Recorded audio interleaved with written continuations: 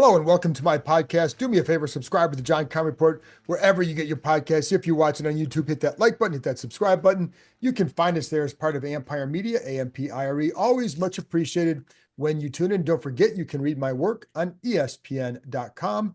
I will be back after the game also on this site to talk about the Commanders-Eagles game. There will be a few changes next week. Not going to be a live stream next Tuesday. It's Christmas Eve. Want to spend time with family, be going to church, etc. So no live stream Tuesday, but I will have a podcast for you that comes out Tuesday morning. So you get there, and then I'll have another one for Thursday morning. So to get you ready for the Falcons game. Anyway, those are some of the updates there. Now, before I get to my 5 things, I want to get a couple of the news items out right away. So right before I recorded this, found out that the spending bill actually passed Congress. The RFK, the transfer of land from the federal government to DC that involved the RFK site was not included. So there's no return to DC as of right now. Now the Commanders can wait and just see if it gets introduced next session. That would be a few months. And if they really want to get down there, and I know they do, then maybe they wait and see, is there a shot at that point? Because it did have bipartisan support.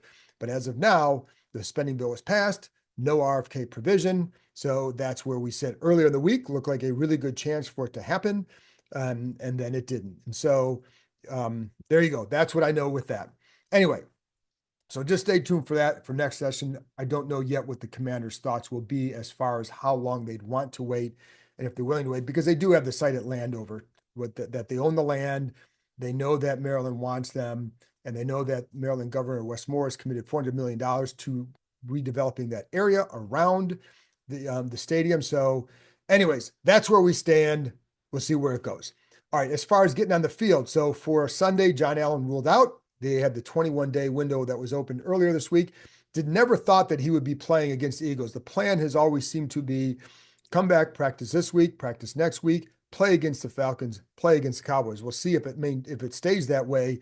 But I really do expect him back before the finale for sure. He was out in practice today, did not have the black no contact jersey on. So that's a good sign as progress, but it just was asking too much to come back that fast, practice a couple of days and then playing a game after you've missed that much time. And for those of you worried about the pec, I keep hearing people talk about the pec. There are different forms of pec injuries. The tear for him was not as severe as it's been for some others. That's why he's in this position. It's not a matter of rushing back. I think if he had rushed back, he'd have come back a couple of weeks ago. But it was like I said, it was around a 20 to 25% tear from what I was told. So this has always been the path that he felt he would be on. It's not rushing back. It's getting back when it's right and healthy. So just to allay some fears. All right. So the others for Sunday, Zach Ertz, Jeremy Chin, both questionable for the game. They both obviously had the concussions last week. Both were out of the practice on Friday. Neither one of them had the black no contact jerseys on. That's a good step in their process, getting out of the protocol. Now, I think there's probably more optimism for Chin playing right now than there would be for Ertz. I think Ertz is a legit 50-50 kind of situation here. So I think for Chin, I think there's more likely a chance that he plays. But again, both are questionable. And both place kickers who missed practice on Wednesday because their wives were delivering their babies, they were both back out of practice on Friday. And what we've always been told is if Zane Gonzalez is healthy, he is the kicker. But Gonzalez was back Thursday and Friday. Greg Joseph was back today. So there you go. And also back at practice, John Bates, Sam Cosmi, they missed earlier this week with illnesses. So there you go. And it's funny because I asked one of the linemen, like, are you guys just kind of like putting Cosmi in the corner right now? He goes, no, actually they put him up front so if he's coughing or sneezing, that's going forward, not around them. So anyways, there's something going around a little bit, and it's this time of the year, man. So anyway, let's get to my 5 things I think. Number 1, this is obviously a big game, and I think it's a game that you don't want to dismiss as, oh, well, it's okay if they lose because you have these other 2 games. It's a game where they can clinch a playoff spot. So this is a big game. It's also a game where, as Dan Quinn said, if you want to be a serious contender, you have to beat the heavy hitters. They have not done so this year. We know that. They have done exactly what they should. They've beaten the teams that they should beat. The only one where you could say they didn't was Dallas. Then the one contender that they really should have beaten to me was Pittsburgh. Like that game was there for them. And that was more of a back and forth. They had a 10-point lead in the fourth quarter. They had some plays that I think you put them in that position now. I think they make them, right? But they didn't make them that game. And so they lost by one. But that was a game where I think they really had that chance. The Eagles, tough matchup. And we know that. Can they do it? I know that Brian Robinson said that he thinks they're the better team. Guys should think that. Why wouldn't you think that? Why would you go into a game thinking someone else is a better team? Now, I asked our Eagles reporter, Tim McManus, was that even a topic in the Eagles locker room? Did like anybody talk about it? He said it didn't come up. So now, could it be a bulletin board situation? Well, if I'm a coach, I'm going to put it up there. Of course you are. I don't think the Eagles are going to be motivated by Brian Robinson saying, "Oh, I think we're a better team." I think if what they're motivated by? They have a chance to get home field advantage in the playoffs, and they have a chance to clinch the NFCs. That's what they're motivated by. If they, sure, I'm sure if they win the game, maybe they say something, but I don't think going in this game it's going to provide extra motivation to. I'll show them. I don't think, I think I don't buy that in this case. I think the Eagles are a really good team. If they win the game, it's not because of that. It's because their roster is better. Let's just be honest here. Like the Commanders are still building a roster. The Eagles have built a roster, and there's a difference. They built a roster that is ready, that will contend for a Super Bowl this year. They have arguably the best offensive line in football. They have a talented receiving core with A.J. Brown, Devontae Smith, Dallas Goedert. They have a unbelievable running back in Saquon Barkley, and a quarterback who handles it all in Jalen Hurts. And is he a Pro Bowler? I don't look at him like that. I think there's a lot with him, or there's stuff that I like, but he is in a great situation, and they've created a great situation for him, and he operates it well within that. Defensively, terrific team. So the point is, they have a roster that is just better than Washington's. It does not mean that Washington can't beat them. It does not mean that at all. Because if I think Washington was in a worse spot when they played them the first time, because you're coming off a short week, a tough loss, a physical loss, going on the road. You have Jayden Daniels, who still was recovering from the after effects of the rib injury. Now, how that manifested itself, whether it was just the matter of the lost practice time or just off, he was off in that game. He's looked really good the last couple of weeks. And I know it's not the same level of defense. He still looked really good. And he looks way more like himself, and the energy that he has. And your body gets worn down too. Everybody's does. So anyways, they're in a better position to do that. You have Marshawn Lattimore, who is out there. They didn't have him in the first game. So they're in a good spot. So they can do, and the point of that is it was 12-10. They're driving in the fourth quarter, and they have a 4th and 2 that they didn't execute. Or they could have kicked the field goal, yes, but if you execute that play, if you don't bobble the snap, you execute the play right, you probably pick up the first down, you control the ball for a few more minutes, and maybe you still lose, but it's certainly a different game. So anyways, point is, they were right there. They have a chance to do that. But the Eagles do have the better roster. However, this is a chance to do something they haven't done all year. That's why this is a big game. Now, is it a make or break game? No, but it's a game to make a statement. And that statement would be like, you're not only can you make the playoffs, but maybe when you're there, excuse me, you can threaten some teams if they're not careful. And I do think when you have Jayden Daniels, you're going to feel good going to the playoffs regardless, because he's the kind of guy who can do things that can hurt teams. They know that. We know that.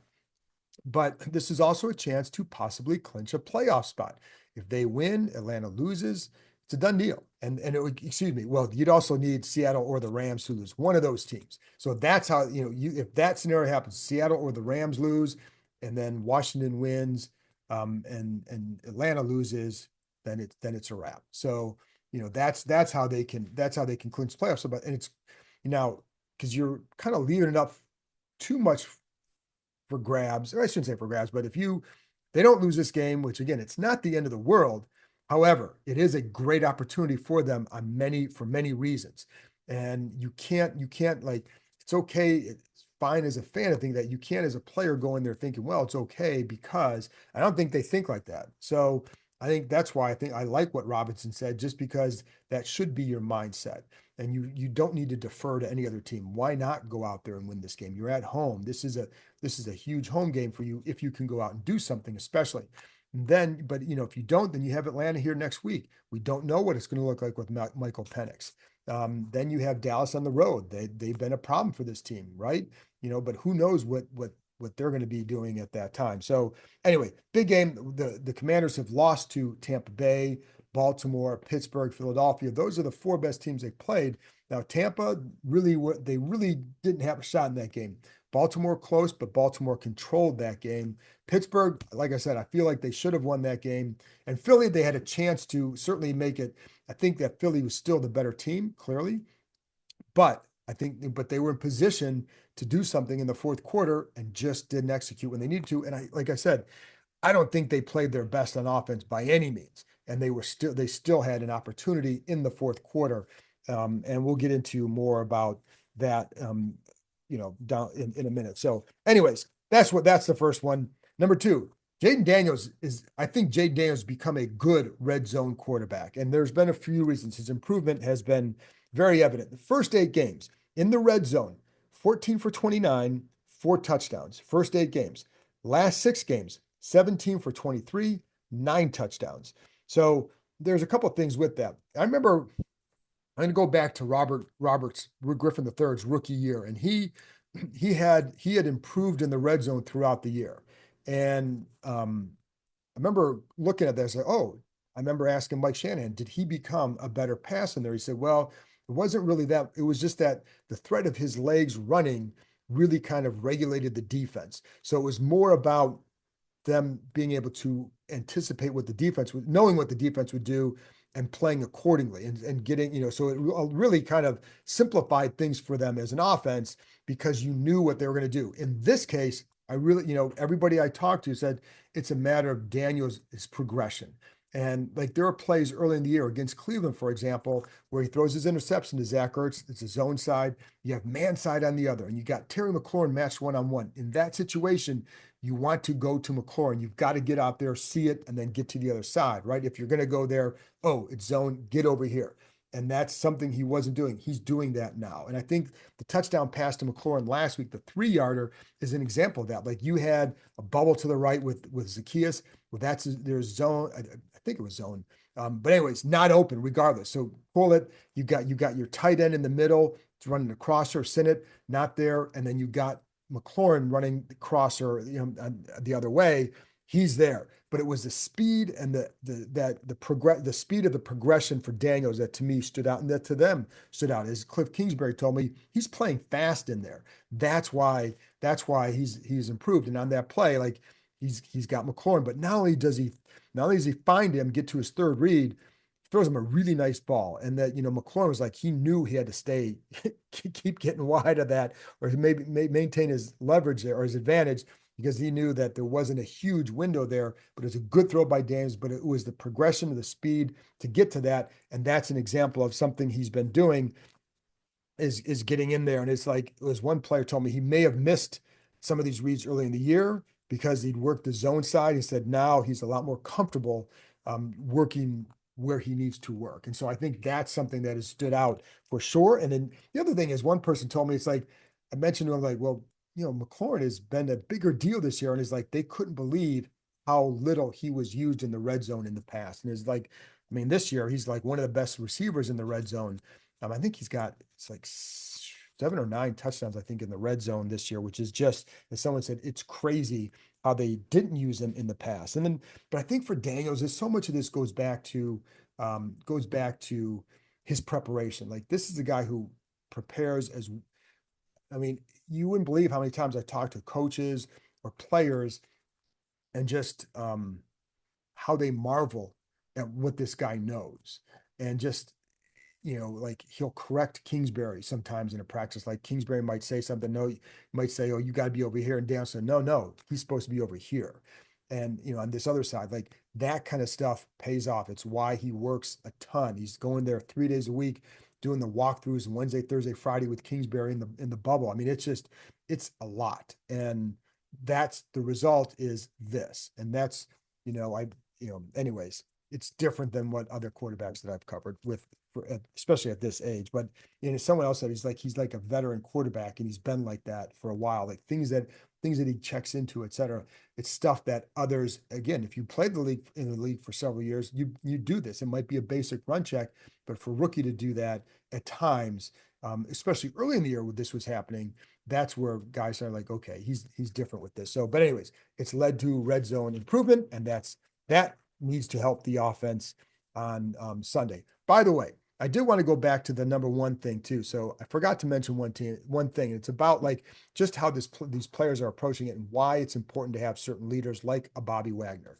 So after the Sunday game against Saints, he went back to the facility to watch film, and because as somebody asked him like, well, "You're going back there?" He goes, "Hey, it's playoff push." That's how they're approaching this kind of a game. So just wanted to kind of make sure I pointed that out because I think that's kind of important. I think you'd kind of probably like to hear that. Anyway, safety Darrick Forrest. I think he did a really good job staying ready, and I think he played a lot against the Saints, and I think I think he can feel really good about what he showed this year. He hasn't played, right? He hasn't been a factor. He waited, when every time I talked to him, like, I'm doing good, I'm doing good. Like he kept his head up. There was no moping. I mean, it's an impressive, I know that's his job, right? But I tell you what, man, I think people that you work with, are they going to handle every situation great if they're not getting the work they want or don't have the job they want? Well, no. And the same in an NFL locker room, like these are guys, they know how short these NFL careers are. So you have a year where you're not able to get on the field much, it's going to hurt. He's been inactive, but he stayed ready. And I think he deserves a lot of credit. He talked about how disappointing it was to not be on the field. I mean, it's hard. He's a guy who was starting. He's had injuries, had to come back from that. And now you're watching others play it. And, said the door opened for him. And it's funny because there were plays that he said that he felt bad about because like I make that play if I had more reps. It's not a complaint. It's just about knocking that rust off. And there was one on a touchdown where he said they went in motion. He changed his alignment because of the emotion, and then that put him in a worse spot to defend the play. He said if he had more reps against that or something, then you're not going to change your alignment and put yourself in better position to make the play. Now, again, that wasn't a complaint. It was a matter of fact, like, because I even asked him, he said that there were times you could tell that where he had that rust. So, well, give me an example. And that was the example. So it's not him complaining about it. It's a matter of fact. And so, but I do think, and it's funny because like these guys get paid a lot of money, but this stuff matters to them. And I'm going to tell you, like, so I asked him like what it meant to him. And again, the emotions of that really matter because then and I even told like, you should feel pretty good about yourself after what, having to endure this. And again, it's not like there are worse things in life to be than an NFL backup safety, right?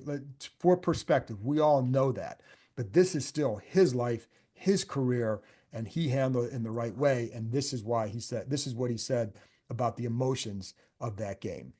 Definitely. I shed a tear after the game because I was just I felt blessed because I know the situation I've been in. Last year I broke my shoulder. This year, I just haven't played a lot, and I was just like, man, it felt great to be back out there. Like I really felt blessed to be back out there. It felt great. But your dad was happy. Oh no, for sure. He called me after the game, man. He was like, I see you was out there a lot. I was like, yeah, he was very excited. Good. Well, good. Congrats. Good to see you, man. Thank you. So there you go. This stuff matters to him, and I think he's a guy that's you can feel good rooting for. So because of just how we handle it. So we'll see what happens going forward. Number 4, I think they're going to have to move Terry McLaurin around a little bit. How's that? Duh, right? The first game, obviously, they did not do that. In the first game, he ran 22 routes on the left side, 3 on the right side. 0 targets on the left side. That's where Quinyon Mitchell was. But it wasn't just Mitchell. It was the linebackers dropping. It was safeties over the top. Mitchell played to his help extremely well. It wasn't like Mitchell just got up in his face and locked him down. He's just a good, smart, young corner who knows how to play to his help and to his leverage. And the Eagles had a great plan to take McLaurin away. It's not a surprise that he got his targets on the other side because, you can move him around a little bit. And they've definitely started moving around since that game. So since that game, he's been on the left side 70 times, right side 25 times, 8 catches on the right side, 12 on the left. So in the last 2 games, this is even more telling. 40 routes on the left side, 22 on the right. So they've increased it. Last week, I don't know the numbers for the motion, but it certainly seemed like, and he even agreed that he was in motion more than he had been in the past. So in the last 2 games, 9 targets on each side. to me, that's the key. It's not just lining up on the right side, it's getting you targets on the right side. 6 catches on the right. Um, he only has 18 catches on on the right side all season. So a third of them had come in the last 2 games. So just 9 catches on the left side. So really good numbers for him. But as he said against the Saints, when he's going in motion, all that, he could tell and hear the confusion, or at least, the attempts at communication when he was in motion, because they didn't know exactly where he was going to go or what he was going to do. So I would look for them to do certainly more of that in this game. And he could tell with New Orleans that it sometimes threw them off when he was doing it. Now, if you're playing a lot of man and you got press man and you get up on them, well, it doesn't matter which side you're on. You're going to run a go route or a fade or something like that, right? So, and he can win those against anybody. But when you're playing zone and you're mixing your coverages, then it does become an issue. And so that's why he's going to need to. And in fact, because like I've had these talks with him, and he's like, the one game where it really did hurt him being stationary was that first Eagles game. And so I'll be curious to see how Kingsbury plays off that, because, well, we'll get to that in a minute. But anyway, so I think that's going to be a big key. You have to get him moved, because the two guys who can really hurt the Eagles, well, two of the guys, certainly Jayden Daniels and Terry McLaurin, because those are the playmakers in this game for Washington, and they're the ones where you can create some big plays. And also, the other thing, and especially because we don't know if Ertz is going to play, but the one thing they did do a couple of times in that first game was play off of McLaurin, like the Washington would. So if they were going to widen here, you got to get someone in a hitch over here, like, right. So they were able to do that a couple of times. So if you're you can move him around, get them getting going on him, and maybe find something backside too that they were not anticipating, and because their eyes are now shifting to McLaurin. So, and they clearly felt like they wanted to take him out of the game, because if he's the guy, they know that he's the guy they need to get going. So Jayden Daniels knows he's the guy that he needs to get him the ball early. So whether or not they always have success doing it, they know it, and the other teams know it too, because that's why the Eagles defended him the way he did. In the red zone, it was a lot of bracketing, and other times I'm telling you, just the widen of the drops, etc. So anyway, there you go. So number 5, I think the Eagles are going to be a really hard team to beat. We know that. So let's go over certain things. So obviously, what do you do to stop them? They can pass the ball, they can run the ball. Well, you got to stop the run. Like, there's no doubt. I think you talk to anybody, almost anybody in that locker room, it's about, you've got to stop Saquon Barkley. So how do you do that? And that's going to be the tough thing, because in the first game, they did a solid job against him in the first 3 quarters. The problem is with Barkley, this is who he is. Like, teams stop him, but they are relentless with him. And there's enough talent around that you've got to defend other things, that he's going to break one eventually, because it's just what he's done all year. And I think you can go, like, in that first game, he had the 2 touchdown runs in the fourth quarter. And like, sometimes it's a matter of, you have to be, and I was talking to one of the players about this, and he was, to be honest, he's still kind of pissed, like, they're still incredulous that why the F would the Giants let him go there? It was just, they're still scratching their head on that one too, as I think many are. I understand with the Giants, the injuries, whatever. He's a really, really good player, and it's good to have really, really good players, and it only made the Eagles a lot better. So, like, for example, it's funny because, with Marshawn Lattimore, can you play more single high? Well, yeah. With one of the touchdowns, the last touchdown he had, I think I forget how long was that one, where it was single high safety look. But what happened is Johnny Newton fell, it got knocked down on the play. That leaves a big gap. And then Frankie Louvu coming off the edge, tried to go around the backfield. I think probably kind of a bad angle with it.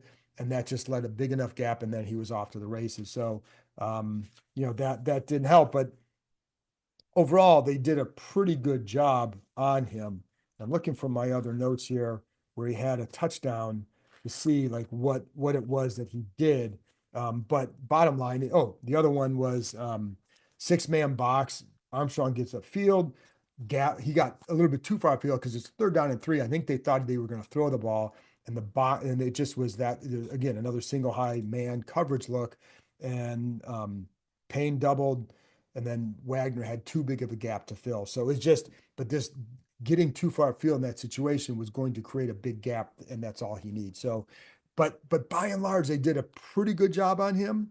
And so I think if you can do that again, but it's got to be a good job on him all game, or you can't let him have two of those kind of runs, right? And so I think that's the danger with him is you get if you get a little bit too inside. I mean, shoot, you're sometimes I'm watching their Eagles games and you see a hole that's clogged and he just makes a terrific jump cut to the outside. And if you're not maintaining your containment outside, he's going to bounce outside. That happened, there was one run where they lost contain outside on him, and it's like then he's going to make you pay. So, but you've got to stop him and put Jalen Hurts in position where he has to beat you with his arm. And so, can he do that? Yeah, he can. They have weapons, and he's a good quarterback. But if you, it's a no brainer as far as like what you want to do. So, and then again, but I how so with Lattimore though, it does give you the ability to do more single highs if you want to get more in the box. I will say, I think it was like 19 of the 40 runs against the Eagles in the first game were single high safety looks.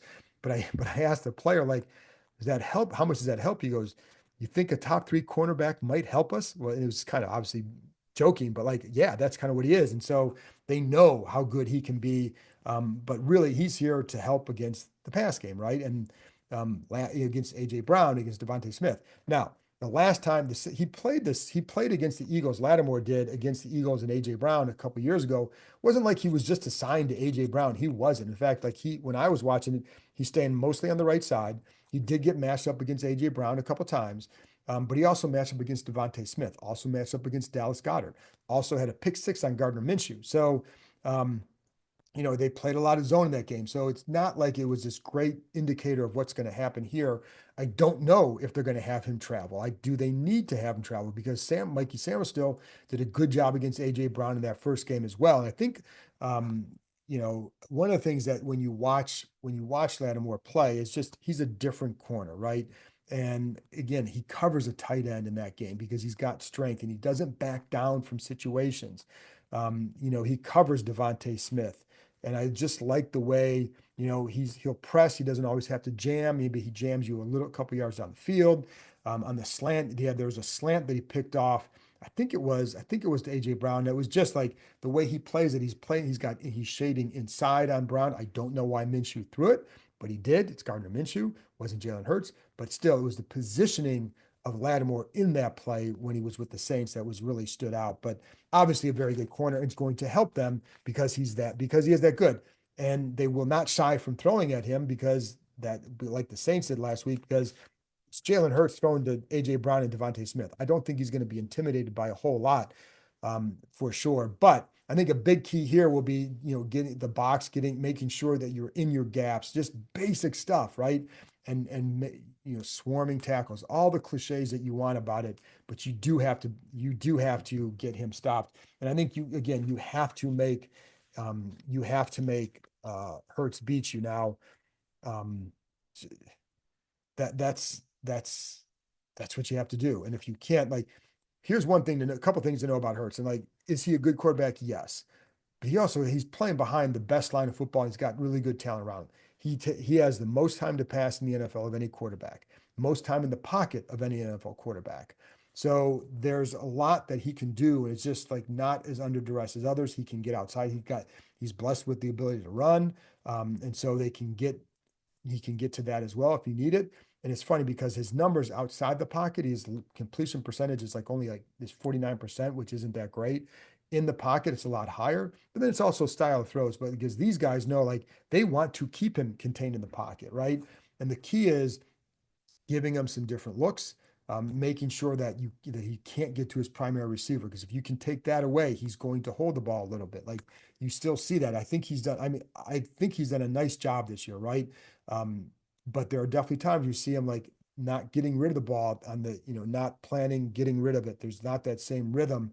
And sometimes you're holding the ball a little bit longer. You're making a big play because of it, but you do hold it a little bit longer at times. So, um, but again, they can do things. They like to run the inside slant. They like the crosses. They like pivot routes, which are going to play off that slant. And you see that work a lot. They will get the no huddle runs going. Dan Orlovsky on ESPN did a nice breakdown on that, that he put up on Twitter too. So they like to do a lot of late motion. They have Gainwell in the backfield is a dangerous player there. He hurt Washington the first time. That's a guy that definitely hurt him as well in some subtle but not so subtle ways.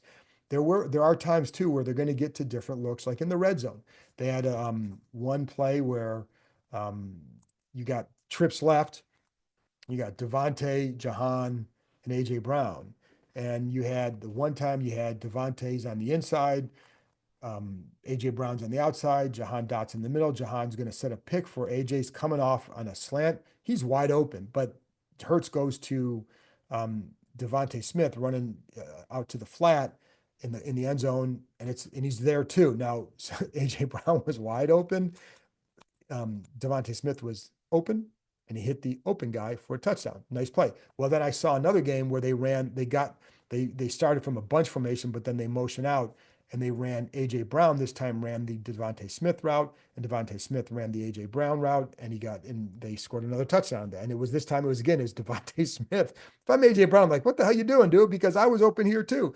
But he's like, well, now you throw the slant, but it was there. The point is they get to this stuff and they will set a pick. And that was Jahan Dotson's role in those plays because he hasn't done a whole lot for them. Anyways, that makes them dangerous in the red zone because they can do so much. And I think that's why this offense is so tough to defend, which means you've got to get your offense going. AJ Brown in the slants, and he does a really good job attacking the defensive backs. That's why it's so important to have Lattimore here. Because I think he's not going to get knocked back on his heels on that. He's so patient. He mirrors the routes well. He knows what routes are coming. It's just really, he's honestly, man, the first game, it was fun to watch. I haven't watched a corner, enjoyed watching a corner like that in a long time to see what makes him so good. And I think it was evident to see that. So, but again, it does come down to the O-line, Barkley, and, can they get to Hurts a little bit? Can they create some hesitation for him? We'll see, but that's going to be a key. And then defensively, everything starts up front for them. And one of the advantages that the Eagles have, I'll be curious to see how they defend Washington this time, because in the first game, 5 times they sent 5 pass rushers or more. 5. That's it. That's not much at all. Now, so will they do that same thing again? That worked. They were able to have 7 in coverage, certainly took away big plays, and they were able to keep Jayden Daniels mostly contained with that. Felt like their pass rush discipline was pretty good. So can they do that again? Will they take that same strategy? Because that's going to be a big key. I'll be curious to see what Vic Fangio does. He has had some games where he sent 5-man pressures about 10 or 11 times. And against Bryce Young, he did that, kind of mixed results. I think with Daniels, I think he can hurt you a little bit more in that way. So you may not want to do that. But I think also the key is getting that run game going with Brian Robinson, because they really weren't able to do that the first time. Here's the other thing. The first time, like Austin Eckler had a lot of production in that game, and Zach Ertz was helpful in that game. So without those guys, what are you going to do? And now I don't know, maybe Ertz still plays. I shouldn't say without him because I don't know that yet. Like I said, 50-50, but we know Eckler's out. We know Noah Brown is out, but they've done a good job this year of creating openings for everybody. And so you're going to need contributions from Zacchaeus or a Jamison Crowder or a McCaffrey, maybe Ben Sinnott. Can you get him there? I was talking to Sinnott the other day about some of this and just like what he's learned from Zach Ertz. And there was nothing really specific, but it's more about like some angles and some of the route savviness. And Ertz is really good at sharing this stuff. So like that's helped him. Will that help them in this game? He's not the same kind of guy as Ertz, but can he get you a few catches? Can John Bates get you a few catches? Right. So, but do you can use more 2 backs and maybe 3 receivers, or 2 receivers, 1 tight end, and 2 backs just to get your best on the field to make it a threat. But you do have to be able to run the ball. And the Eagles hurt them. Like Jalen Carter is a terrific, terrific defensive lineman.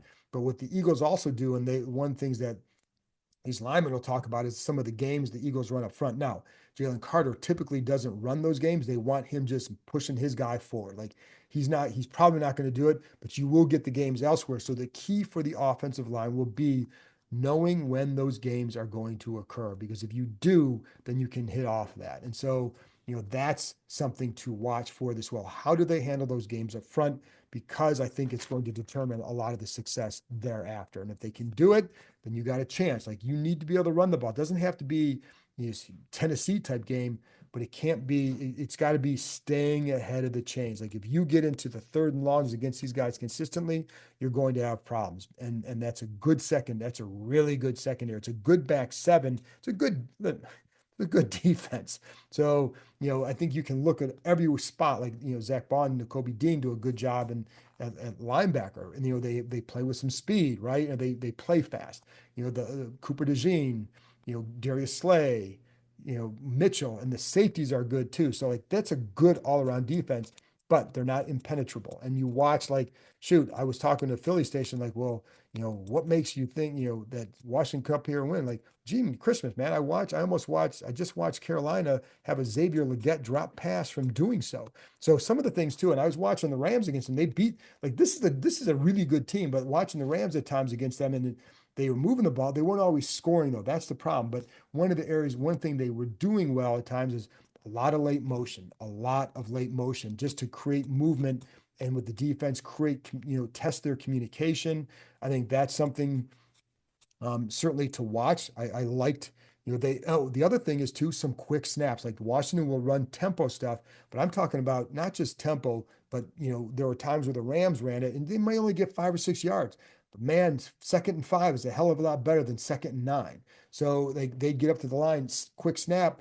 You see the Eagles players were not in position to do anything. So you're getting a free 5 yards of time because they were still kind of like getting to their spots or maybe turning and communicating, whatever. But that late motion, some tempo, can you get that going? And here's the other thing too, because Cliff Kingsbury talked about this week as well, which is, that he said maybe in a short week, maybe he put in too much in the game plan. Well, since then, they've kind of, I wouldn't say they've pared it down, but maybe reduced how much he's putting in the game plan. I think it's like you see maybe these guys playing a little bit faster again. And one of the things too that I'll be curious to see going forward is how they build on this year, because they'll have Jayden Daniels obviously another year. Most of the guys will be back here next year. So I will be curious to see where it goes in the future, because you can start to do more with them. And I think what's helped them now is reducing some of what they're asking them to do, and it's kept them playing fast. And like, this is a good coaching staff. And I haven't talked about Joe Whitt, but one of the things I always like about him is I think he's very sincere. And I love just how his mentality is. Like, he's not going to get caught up in, oh, your defense isn't here, so you can't be expected to do this. For him, that's BS. And he even said, like, my job isn't to tell them what to do. My job is to make sure they do it. Like, that's just, and not, I've been around some coaches who say that stuff. I don't think they believe it. I think because in the back, they might be pointing here, here, and here. I think this guy truly, but everything I've heard from is that it's very sincere with how he is, how he takes accountability. You ask him, like, what could you do better? He will tell you what he can do. He will tell you, maybe in practice, I'm not doing this enough, or I'm doing too much of this, not enough of that. Because like he's like, the first thing he does after a game is he'll go and look and see, okay, why didn't these plays work? Was it technique? Was it the player? Was it my call? And so he'll break that down, but he's looking at all of it, because he's not going to just, trust me, man. Some coaches will just blame the players. I have covered those guys, and they will always blame the players. And this is not that kind of guy. So, anyways, I just wanted to point that out. It's a little bit of a side. And it really doesn't mean anything to that part, but I do think it's indicative of the mindset he has and the mindset you create in players. And I think that's important as well. It's just, this is a really strong leadership team. I think that's why I think, like, if you want to hang your hat on something for this game, I think it goes back to that, the kind of players and the mentality they have. Will it be enough? Well, you got to make plays. You're going to have to, obviously get a turnover too, but you're going to have to run the ball better. But Jayden has got to be Jayden. And we saw that last week. I know the Saints aren't the Eagles, but it's more about what is he showing. He looks way more in rhythm, over 80% passes the last 2 weeks.